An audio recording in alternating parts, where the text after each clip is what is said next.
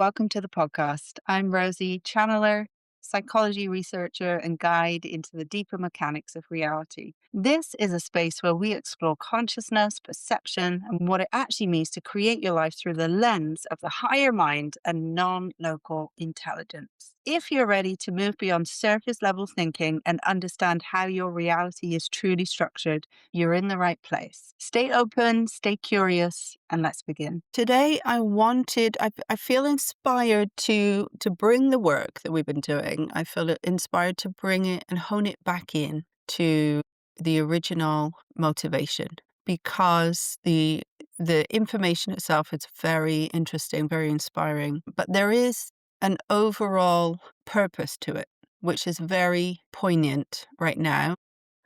And essentially, it's to restore the balance within the ecosystem of planet Earth and to lead people in the direction of restoration and balance. And Dimitri's name, if you look it up, translates as the lover of Mother Earth. And so it's the perfect name for him because that's his interest. So the reason why I talk so much about biology and physics is because biologically, there's a kind of virus almost within the system that has taken control. Virus or a poison or, whatever it is that's blinded humans to how wonderful it is to actually be a part of nature and know our position in this world with the earth, in collaboration with the earth, symbiosis with all other living things, and that foundational respect for life in general, including our own lives, has been poisoned almost.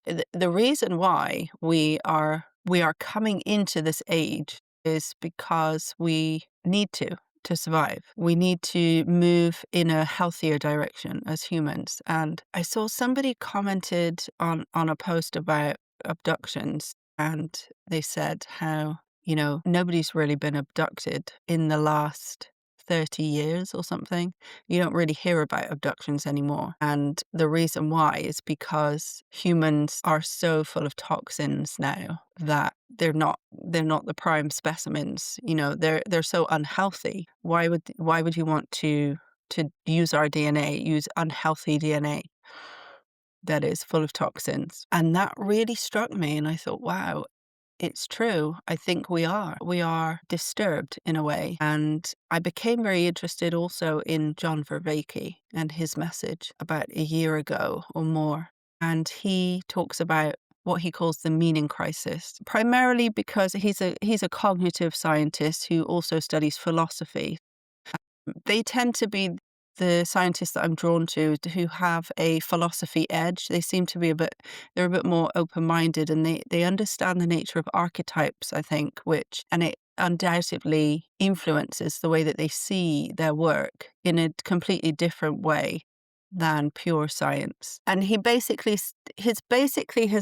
message is that, we've lost what's meaningful, and life has been commercialized and packaged into a convenience product. And essentially on a cognitive level, on a psychological level, we've fundamentally been altered by consumerism to such a degree that we no longer are able to tolerate what is natural for us, like hiking in the woods or going for a walk in nature is no longer appealing to us. It's no longer salient to us. What is salient to us, which basically means what is attractive, important, meaningful on some level, is social media, entertainment, short-term gain, dopamine rushes, and actually our lack of ability to tolerate things like silence, our own thoughts, being in nature. We're trying to control the temperature all the time or get rid of insects, or,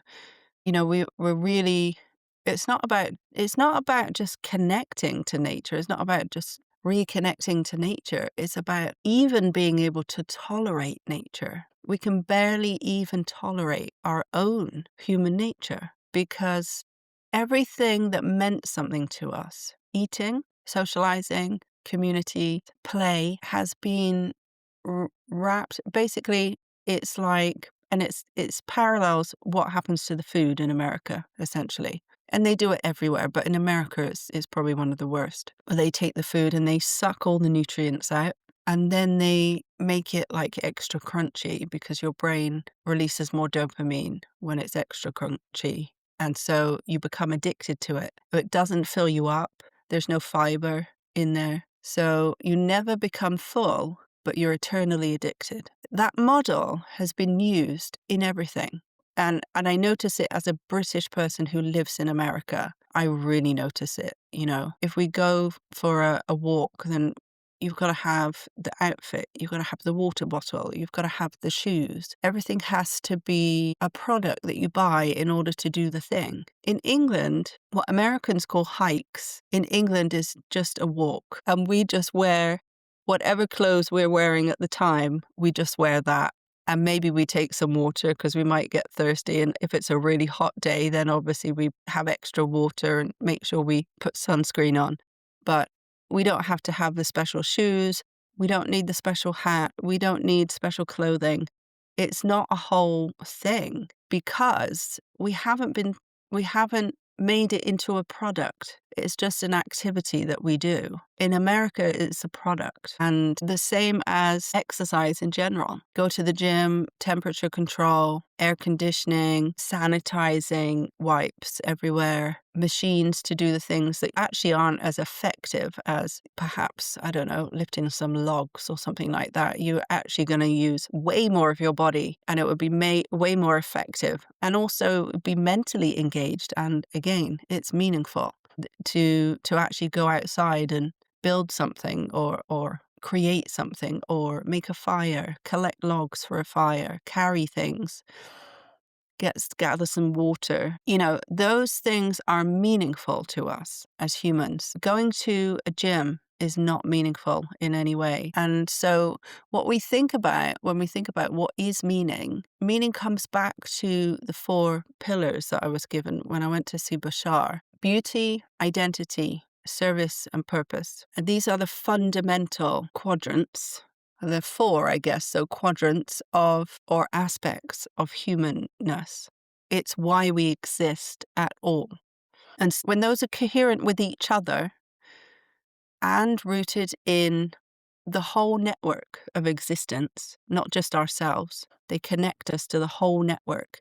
Then we are in harmony. Then we are in our perfect place. Then we're not in this destructive nature that we seem to have adopted as humans. We know our place in the system and how to maintain it and how to sustain ourselves without destroying everything else. And so if you consider the idea of getting a drive-through takeaway meal that you eat on your own in your car, like so many Americans do every single day, there's no connection, there's no beauty, there's no coherence with anything that matters. There's your identity there is wrapped around something destructive to the system and probably to your own body at the same time. The experience lacks any real sense of purpose except for the fact that you get fed. You have enough energy to keep going. Or perhaps it's wrapped around some kind of addictive loop that you're in where you need caffeine or sugar or salt. And of course, the service is,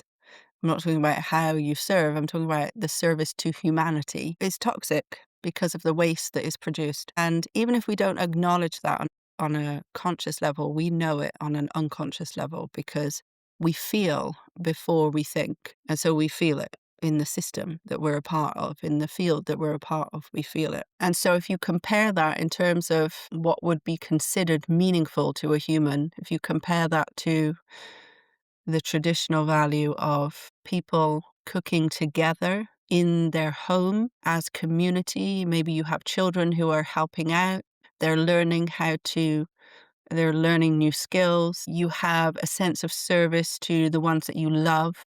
In essence, that's reciprocated because you're providing for the network, the community that you're a part of. You are identified with being part of a thriving community of people who are together in relationship, in compassion, in love, in solidarity, and you produce the food from that place, and maybe you harvest it yourself from your own garden, and it's imbued with the sunlight that hits your backyard every morning. And it makes me emotional to think about it. And it's because my heart recognizes what's missing. And it hurts, really, when you think about it or you allow yourself to feel into it. It hurts. And the sacredness of those experiences and the purpose is so well defined, because you're not just sustaining yourself, you're sustaining each other, you're experiencing togetherness, problem solving together.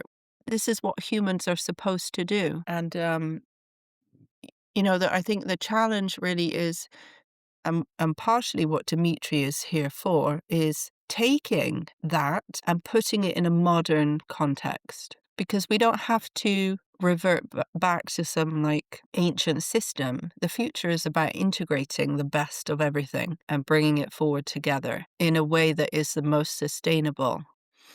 So it's about how do we have those really meaningful aspects of life and know what is meaningful for humans, and also integrate the new technology, the new intelligence, clean energy. There's no reason why our technology has to be harmful to the environment. At this point, I'm sure we already have all the technology we need to make it a clean environment. We're just dealing with systems that do not want to break, but they are, and we're witnessing that at the moment. So yeah, it's really about that. And I wanted to bring it home to the real purpose of this adventure with Dimitri, why he is here collaborating in this way. And at the moment, his collaboration feels a little bit vague. He's just kind of giving us snippets of interest, but it will culminate in something much more important and much more valuable in the near future, I believe. So I wanted to bring it back to that, because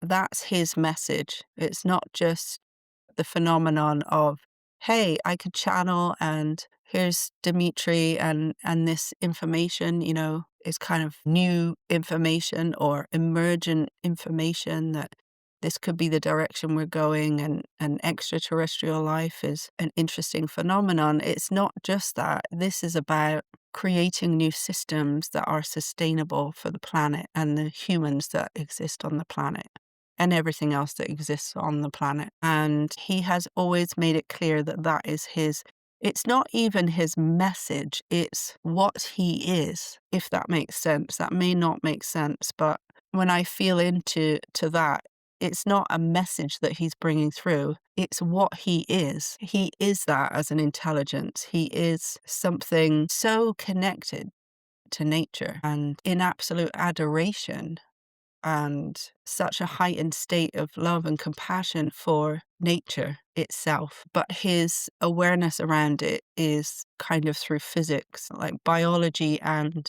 field dynamics, it seems. So it comes through in that way. Dimitri, I'm wondering, I felt inspired, and I felt inspired to say this because I was just making this kale salad with these beautiful red cranberries, and I put some blueberries and some pumpkin seeds in, and it looked absolutely delicious, and the colors were so immense. And then I looked at my coffee machine next to it with a paper cup, and there was this contrast instantly that I felt. The coffee machine represented this need for the throwaway, for efficiency, doing everything. The coffee in a paper cup is so symbolic of this way that we've lost our way. Coffee has always been an opportunity to sit with others and enjoy and savor a moment with others. And in all cultures, with coffee and tea, there's this ritual that goes with it where you sit and enjoy the company of others. And we've reduced it to drive-through where we buy a coffee in a paper cup that doesn't even taste nice. That is like the worst coffee you've ever tasted. And that's the programming. How do we get there? That we've been manipulated so much into this ideology of consumerism that somehow that is more salient to us. And that's what it is. It's salient because of the amount of advertising and marketing that's been pumped into your system, that your brain just works like that now.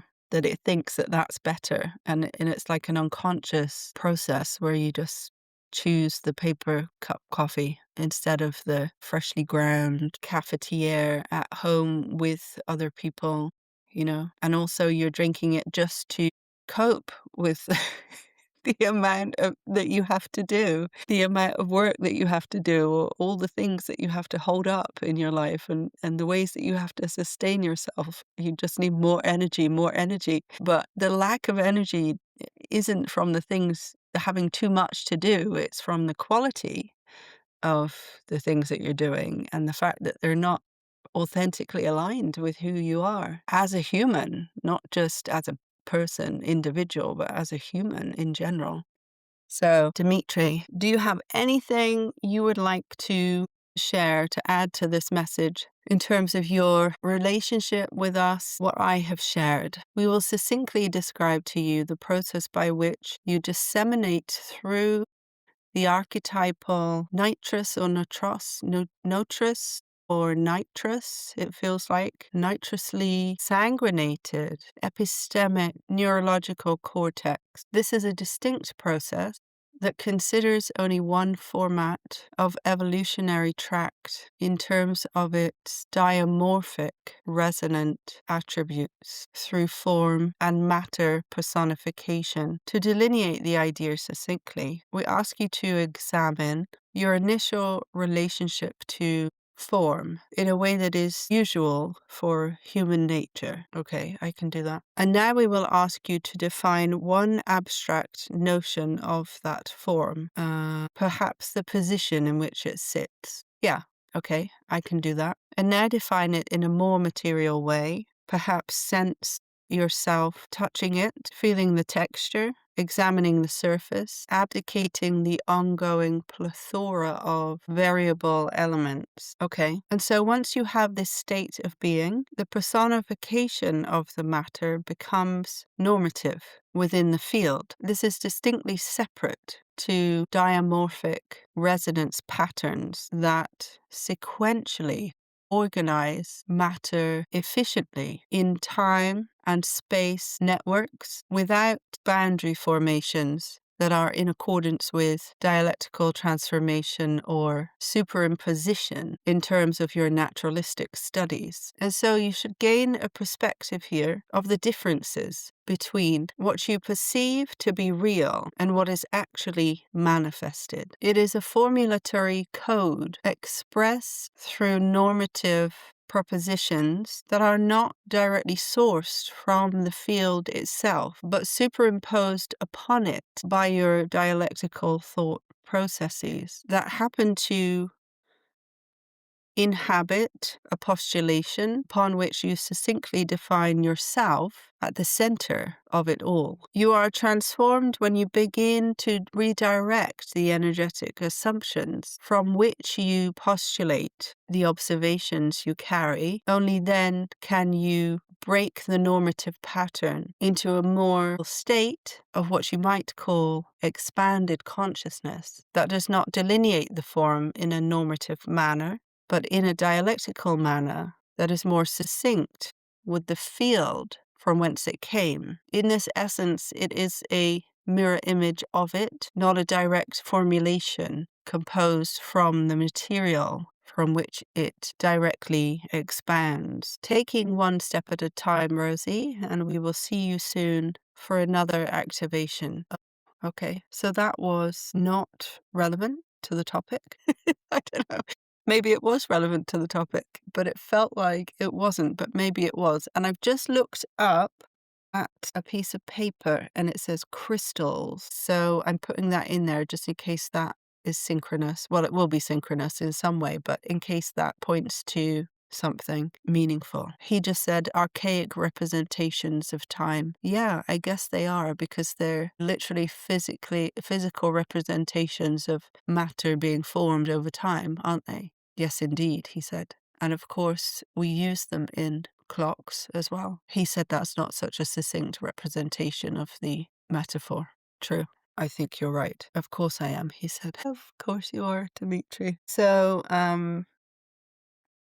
yeah, that's that. And So, yeah, I just wanted to bring it back to that. Just to say, finally, on the topic of what I was saying before about the ecosystem and losing meaning in life and all of that, I look at that through through a very different lens now. The lens of life being the mirror and the representation of whatever we are resonating with. And so on some level, the path that we're taking isn't wrong. It's supposed to be the way it is because on a much higher level, we've designed it that way. So there's some interesting paradoxes when you kind of look at it from that higher perspective versus the kind of human perspective, I'm not going to go into that now, but it's just to really see it through that lens. That's how I see it through that lens. And actually, that question, is it the wrong path or is it the right path, exactly the right path, and maybe the only path, to get us where we need to go? Maybe this is the only path, like near extinction is the only path to get us to the point where we evolve into the next state of being the humans we're going to be. It feels like there's those two things going on at the same time. What Dimitri just said, I have a slight feeling of what he was communicating, but I think I definitely could analyze it a bit more, so that I will, of course, analyze that. But also, I'm going to try and communicate a little bit more with the Yael and see if they have anything for me at this time. Watch this space. All right, so let me break down what Dimitri said. The part that he expressed in that conversation. It is now a few days later, and I no longer have a cold. So you will hear there's definitely a difference in my voice, thankfully. So actually, looking at what ChatGPT has taken from this, I absolutely love the message here. And I think it's probably because it's quite psychological in a sense, because he was reflecting back to me some of what I was already saying, but adding more depth to it. So here's the clean translation from ChatGPT. And I have considered getting ChatGPT to read it out, but I have to say, I really enjoy reading this stuff. So I quite like to say it myself. And actually, I think my voice is more impactful in terms of transferring the transmission than the weird AI voices that everybody's probably sick of hearing by now. The clean translation. The message seems to describe perception as an active process rather than a passive one. It's saying that human beings do not simply see reality as it is, they interpret form through layers of thought, abstraction, sensory engagement, and meaning making. First, you can relate to something as an idea or a position. Then you can relate to it materially through touch, texture, and sensory detail. Once this happens, matter becomes personified, meaning you begin to project human-like meaning, identity, narrative, or emotional value onto what you're perceiving. Dimitri seems to be contrasting this ordinary human habit with another mode of perception, one that is less fixed, less conceptually imposed, and more aligned with the living relational field beneath. Just reading this just makes me go, ooh, like it fills me with excitement because I think, oh, what is he talking about? And oh, the potential of discovery here. It just feels, I can only describe it as it feels expanded. The core distinction in the passage is between what is actually manifested and what the mind says is real. In this framing, what people usually call reality is not pure reality at all, but a coded interpretation layered onto the world through habitual thought. These thought patterns become normative, meaning they harden into default structures of perception. The result is that we do not merely observe the field, we superimpose our expectations, categories, and assumptions onto it. Transformation begins when those underlying energetic assumptions are redirected. In modern language, that sounds like changing the unconscious interpretive frameworks through which perception is organized.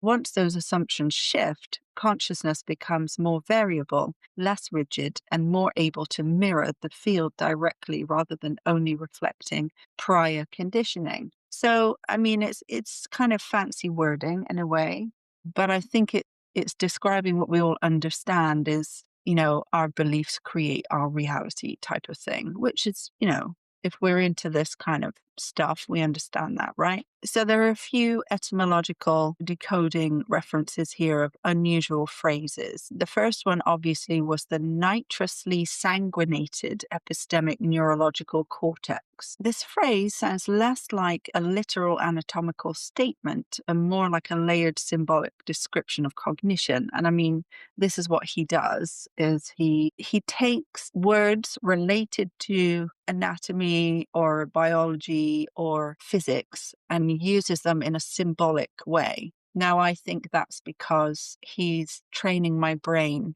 for something at a later date, and he wants me to create the neural pathways that are used to using those words, so that I feel like there's going to come a time where I'm going to channel something that is scientifically valuable. I just heard him say, yes, you are right. And with that comes the need for certain language. And just as this is like, it's not stuff that I understand or know instantly, and I have to kind of look it up and figure out what he's saying, it will be something like that where maybe the people who receive the information will understand it. I won't necessarily. And this is why, I mean, that's my niche really with this, because I believe simply because of the way that he's coming through and the language that he's using, the way that he's communicating, that there's a potential for that to be a thing. And when you look at one of the things that I've always admired specifically in Daryl and Bashar is the fact that he brings through information that relates to science that is emergent and that we don't yet understand, but we're coming to understand. I've always admired that. And I think for me, the more whimsical kind of channeling doesn't do it for me. The thing that really inspires me is the idea that we could actually bring through some real science that could help us understand things we don't yet understand and make breakthroughs globally. I know that probably sounds like, whoa, you're reaching there, but I don't think I am. That's my inspiration in my mind with doing this is that, whatever it is right now, whatever I'm doing right now, it's fun and it's interesting and I love doing it and I love breaking it down and understanding it. But I believe at some stage, and it depends on when we get to the right stage, there will be a use for this, like a real use for this in terms of changing the way that we look at science or the way that we gather information that we use. And it's almost like a modern day version of having a mystic. All communities, all indigenous communities, they have a shaman. It's like the modern day version of shamanism in a sense that can actually work with the systems that we already have in different ways in order to utilize. And it's the way I envisage it is like this merging of everything that at the moment it's like science denies magic, magic denies science, but they're really talking about and connecting with the same thing. They're just doing it through different structural frameworks. And at some point they merge and they actually start to collaborate. And that's where this becomes very relevant, I believe. Anyway, back to the breakdown. So nitrously sanguinated epistemic neurological cortex. Wow, that's a sentence, isn't it? So the first word is archetypal nitrously sanguinated. So archetypal, we know what archetypes are. Nitrously, likely related to nitrogen or nitrous compounds or gaseous diffusion. Symbolically, it suggests volatility, transmission, rapid movement, chemical mediation, or altered state signaling. And sanguinated means, from Latin, means blood. So it implies blood-filled, vitalized, embodied, logically animated, or infused with life force. Epistemic, meaning knowledge. This points to knowledge, formation, cognition, or the structure of knowing. Neurological cortex. The cortex is the outer layer of the brain associated with perception, cognition, integration, and conscious processing. So the possible translation, a primordial pattern is being, or an archetypal pattern, is being disseminated through a biologically alive, knowledge-forming, perception processing layer of the human system. Well, that makes sense, doesn't it? And that sounds like the brain, and he said neurological cortex. So that sounds like what the brain does. The scientific parallel in neuroscience, this loosely resembles the idea that perception is not just raw sensory input, but an active cortical construction shaped by prior models and embodied states. In predictive processing and Bayesian brain theories, the cortex is constantly generating expectations and updating them with sensory input in embodied cognition. The brain is not treated as isolated, but as integrated with physiology, sensation, and action. The sanguinated aspect is not scientific terminology, but symbolically it evokes the fact that cognition is metabolically embodied, vascularized, and inseparable from the living body. Okay, diamorphic resonant attributes is the next one. This is probably one of the most important coined phrases. He uses that term diamorphic quite frequently. Shapes through relation, formed across difference, arising between forms, dual form, or through form transformation. Possible translation: these are qualities of form that emerge through relational difference and patterned responsiveness. So that theme comes through in almost every transmission that he gives us, this idea of relational differences and patterned responsiveness. So relations and patterns are highly important in terms of manifesting form from energy, which makes perfect sense, of course. Scientific parallels. This overlaps quite strongly with emergent ideas in developmental biology, systems theory, and even morphogenesis. And morphogenesis seems to be coming up quite a lot in these breakdowns. In psychology, there is a similar logic in relational models of selfhood, where identity emerges through interaction rather than existing as a sealed unit. In consciousness studies, resonance is often used metaphorically to point to coherence between states, systems, or levels of organization. This is also somewhat reminiscent of Rupert Sheldrake's morphic resonance, though that remains controversial and outside mainstream science. That's interesting because I often resonate with what Rupert Sheldrake says. Matter personification. This phrase is strange, but very interpretable. Yeah, matter becomes personified. So we give it human traits, identity, intention, or subjectivity to something. And that's really the part that when we begin to engage metacognitively, we start to look at those from a higher perspective and say, what am I doing and thinking and being automatically that maybe I don't have to? And why do I do it? And do I need to do it? And what would happen if I did it differently? So the mind gives matter human meaning. It turns neutral form into something psychologically loaded, named, and narrativized. Yes. This maps. Now, usually I don't ask it to map it onto psychology, but because it seemed very psychological, I did today. And there's actually some nice parallels made here. This maps beautifully onto projection, anthropomorphism, symbolic attribution, and meaning making. And that's what we were talking about, meaning making. Human beings constantly personify the world. We do it with weather, fate, the body, illness, technology, relationships, and even abstract systems. Cognitive science would say we infer agency very quickly. Depth psychology would say we project inner structure outward. Constructivist psychology would say that perception is inseparable from interpretation. So matter personification may be describing the way mind overlays symbolic identity onto neutral phenomena. Yes, I think it is. And I think that's quite obvious. Formulatory code, I think that's quite obvious too. A regulatory system that organizes information. There is a hidden structuring logic or coding pattern through which perceived reality gets organized. In biology, code brings to mind genetic code, regulatory code, developmental instructions, and epigenetic patterning. In cognition, it resembles mental schemas or generative models. In neuroscience, perception is often treated as structured by encoded priors. In psychology, this could also point to belief systems or internalized symbolic frameworks that shape what gets noticed and how it's interpreted. What I love here is that we can make parallels between the same thing in all these different disciplines. And that's where we find the unification and we start to bring them together to recognize the patterns that are at play beneath the data or the information or the experience. All the patterns that exist are the same.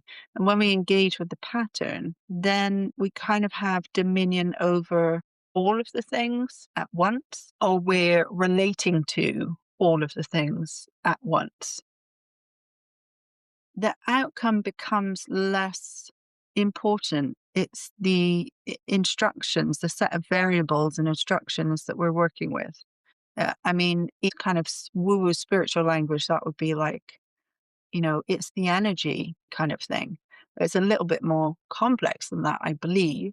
But essentially, it's that idea of going behind what the outcome is, or what we perceive to be matter or reality or perception, going behind that. When you go behind that, then you're not the puppet, you're the puppet master, You're not, and I was making a video about Prometheus the other day.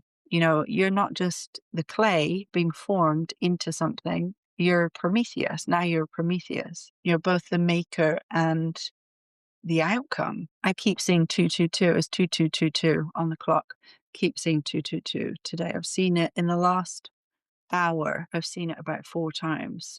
So that's very relevant. And actually, I get that when I'm integrating with, I would get that when I was integrating with Dimitri, I would get that.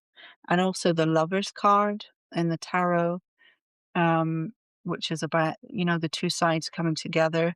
So it's this thing of like merging two things, merging together. Dialectical thought processes. Possible translation of this thought, and he has said this before. He likes there's another word that he likes to use is dialectical. Thought organizes reality through contrast, opposition, categorization, and relational tension. So he kind of describes the way that things emerge as emerging through this relational tension where you have like opposing forces. And in the next episode, I've already recorded some of it. I'm talking about an experience where I'm on the ship with a member of the Yahyel, and with Evelyn, who is the Yahyel that I seem to be channeling now. My mind just went blank. I don't know what I was saying. Did you wipe my brain, Evelyn? What did you do to me? No, I don't know why I started saying that. Whatever it was, I wasn't supposed to say it because it went away again immediately. As I said her name, it disappeared from my brain. I think it might be that thing where they're integrating with me and I find it hard to access the linguistic part of my brain when they're kind of in there. She said, yes, it's true. Okay. Right. So I don't know what just happened to me. Something strange just happened. My whole body I feel like I just woke up in a new world out of a dream or something. And I was somewhere else before. That was weird. That was a live quantum jump. I just jumped and I was a different person before. Now I feel like a new person and I'm trying to gather what it was I was doing. So, dialectical thought processes. Thought organizes reality through contrast, opposition, categorization, and relational tension. This has connections to dialectical psychology. I didn't know that was a thing, dialectical psychology, systems thinking, developmental theory, and even neural opponency in perception. I'm wondering what that is. Dialectical psychology. I'm going to have to look it up. Not heard of it. Dialectical behavior therapy teaches skills like managing emotions, reduce relationship conflicts, encourage change, promote acceptance. Dialectical means combining opposite ideas. DBT focuses on helping people accept the reality of their lives and their behaviors, as well as helping them learn to change their lives, including their unhelpful behaviors. Interesting. Human consciousness often organizes experience by splitting, contrasting, comparing, and resolving. In a healthier form, dialectical thinking allows both and complexity. In a more rigid form, it can trap perception inside binaries. Dimitri seems to be suggesting that ordinary thought superimposes these interpretive oppositions onto the field itself. Yeah, that makes sense. That makes sense. So, what the whole thing may be saying in relation to current or emergent science, at the broadest level, this passage lines up with several real directions in current thought.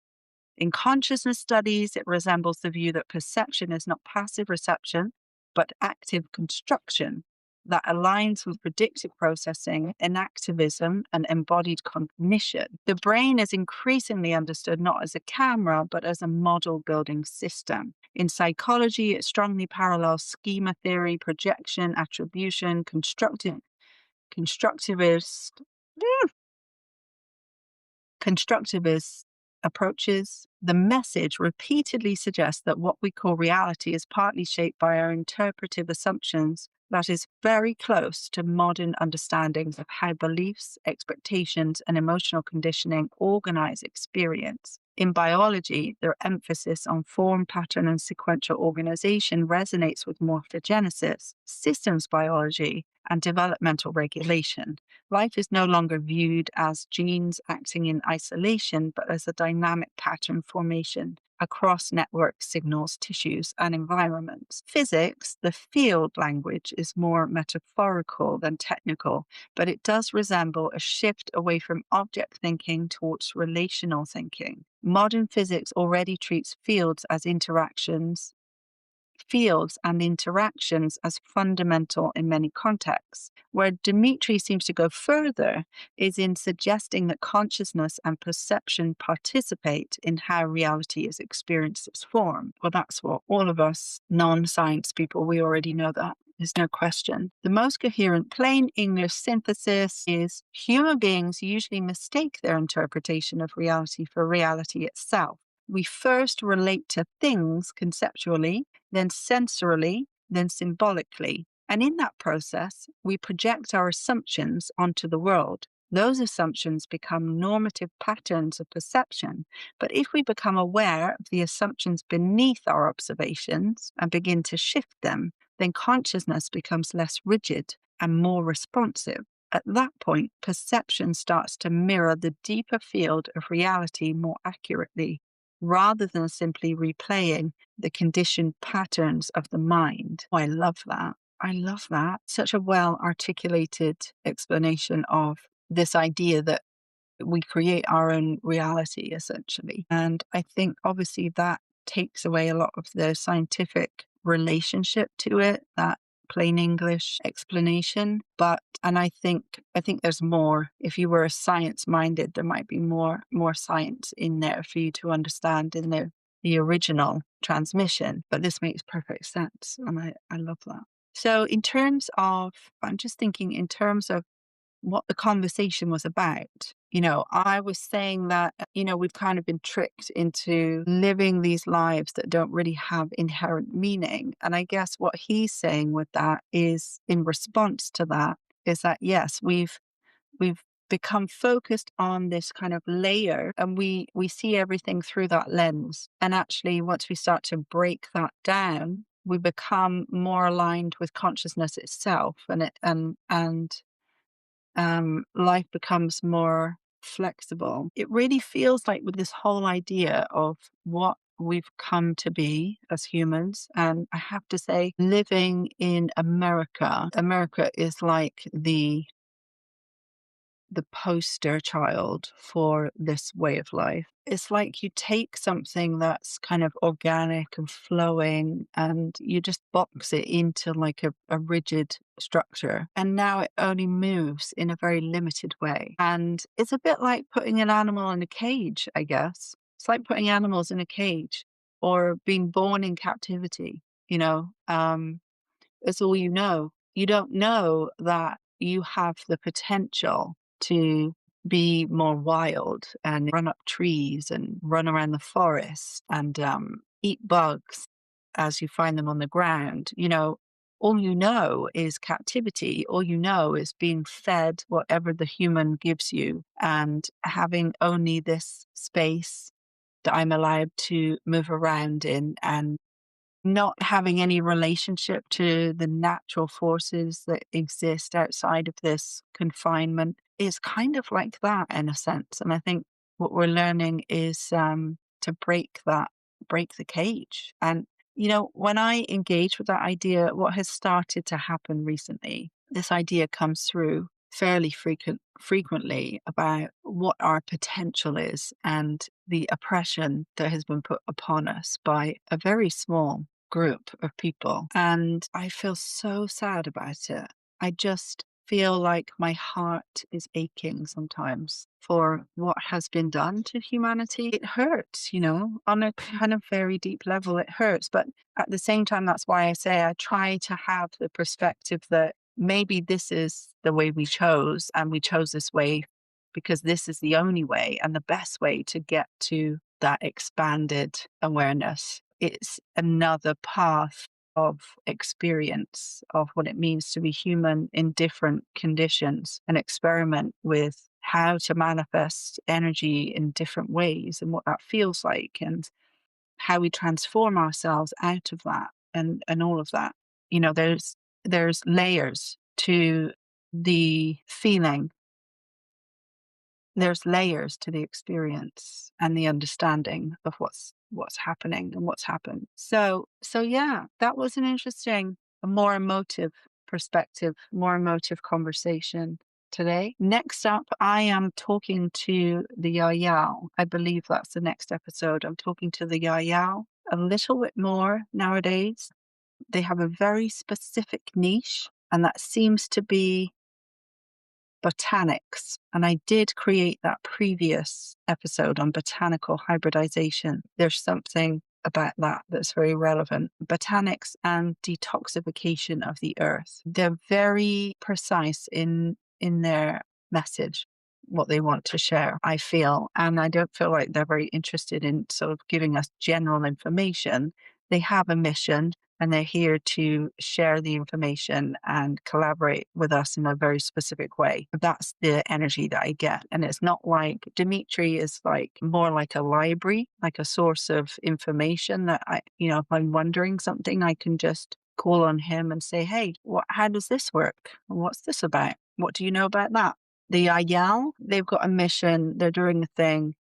You signed up to do this, and this is how we collaborate and learn from each other. And there's a very specific directive at play there, I feel. And it's interesting because never been into plants. Again, psychology is my interest, and creativity, definitely creativity as well. But botanics, no. However, my dad was, he knew every single Latin name pretty much for plants. He was an excellent grower. He was excellent with plants and trees, everything. He was excellent. He just had an incredible skill there, and a sensitivity to nature, a very natural tendency towards nature. And my grandmother equally was an excellent, I don't know if you would call her a herbologist, but she had a very good knowledge of healing people through plants. And she grew a lot of herbs and